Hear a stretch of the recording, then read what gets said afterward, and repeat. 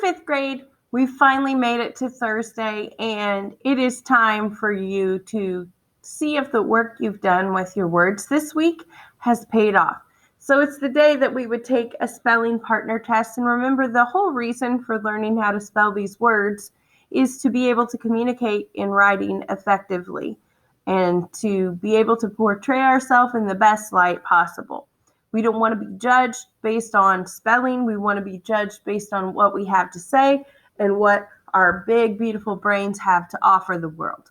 And so that's the whole point of studying our spelling words. So when we take a partner test, it's not to get a good grade or try and memorize it just for the test.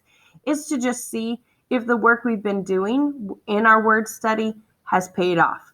And if we still need to spend time on certain words, or if our results are showing us that we've mastered those words for right now.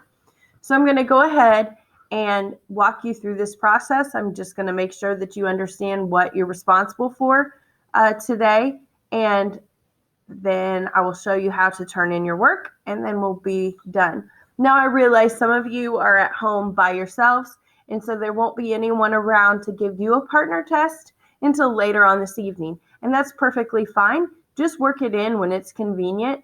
Of course, I always put due dates on the assignments. However, that's just more of a reminder for you. I mean, definitely it helps you not to get behind when you're paying attention to those due dates. But if you need to wait until someone is at home to give this to you, that's totally fine. Because you won't be able to tell if you've mastered these words or not if you don't do that. Okay, so I'm going to go ahead and click on the partner test procedures. And you have this in your writing workshop, or your word work, in your word work folder. And sorry, let me get that open. Here we go. Maybe just down here. You have that in your word work folder.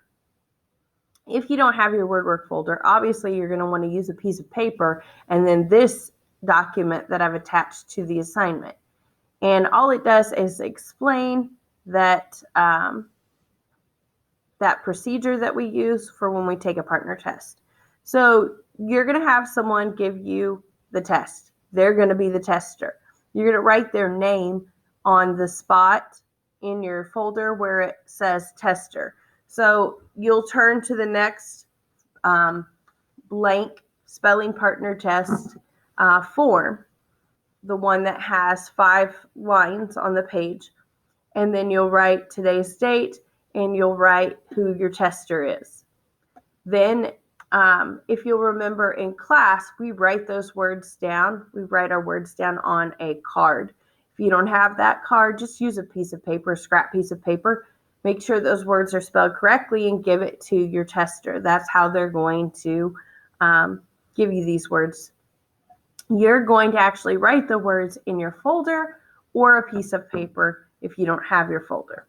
Hopefully this last round of virtual learning has taught you the lesson of doing what Mrs. H has asked, which is to take home those folders so that you don't have to find other ways to complete this work. Anyway, back to the spelling test. So once your tester has your words either on a piece of paper or a card, they're going to say the word, then use that word in a sentence, and then say it again. You're only writing the word. The point of saying the word in a sentence is just so you can get used to how that word is used in context. So then you will print the word on the first line, and then you'll continue until you have done the whole list. So you'll repeat that process. They'll give you the word, use it in a sentence, say it again, you write it. Same thing. Give you the word, use it in a sentence, you write it. You do that until you've written each word that you've studied this week on your paper. Then they're not going to give you back the piece of paper or the card, and you're not going to give them your folder and say, hey, check this. They're going to spell each word that they gave you letter by letter slowly so that you can proofread. So they're going to spell your word, and you're going to use your pencil, and you're going to touch each letter that you wrote for that word.